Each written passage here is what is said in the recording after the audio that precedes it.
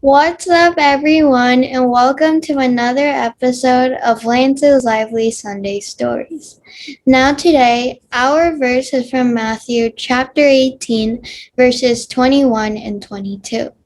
It reads, Lord, if my brother keeps on sinning against me, how many times do I have to forgive him? 7 times? No, not 7 times, answered Jesus, but 70 times 7. Now, what does this verse mean? First of all, when the verse said, Lord, if my brother keeps on sinning against me, how many times do I have to forgive him? 7 times?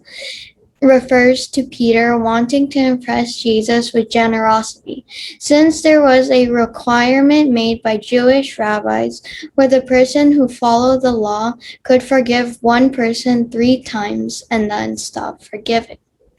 Peter, in this case, doubled the amount and added one to impress Jesus by being generous about the amount of times he suggested one could forgive. Jesus responded by saying that you shall forgive someone 70 times 7, which equals 490. 490 is 483 more than what Peter suggested.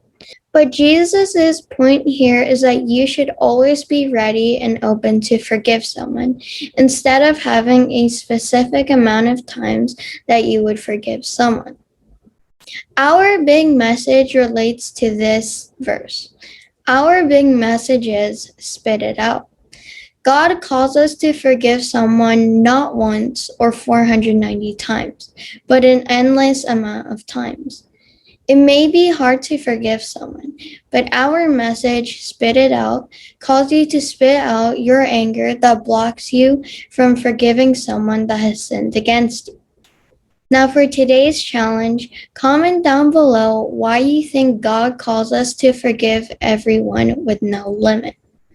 I think God calls us to because He forgives us with no limit, and He would appreciate that this act of forgiveness may be given back to other people.